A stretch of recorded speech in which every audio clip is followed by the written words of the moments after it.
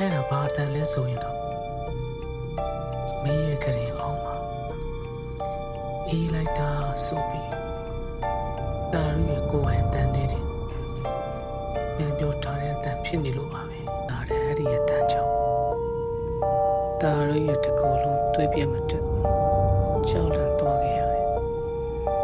အဲ့ဒီအချိန်မှာပဲကရင်အောင်ဖွင့်နာကနေရုတ်တရက်တရွဆွဲတဲ့တကူခက်တိုးတိုးထွက်ပေါ်လာခဲ့တာတာရုတယောက်ကြောက်စိတ်ကိုမနေထိန်ပြီးဖုံးရလင်းအောင်နဲ့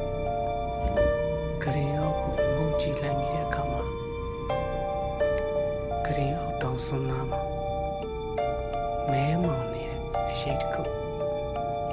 ငုတ်တော့ထိုင်နေအောင်တွေးလိုက်ရတယ်ဒါပေမဲ့ပိုပြီးကြောက်စရာကောင်းတာတစ်ခုကအဲ့ဒီရဲ့ရှိတ်တာရုဘက်ကိုတဖြည်းဖြည်းချင်းလှည့်လာပြီးမင်းငါ့ကိုတွေးသွားပြီပဲဆိုပြီး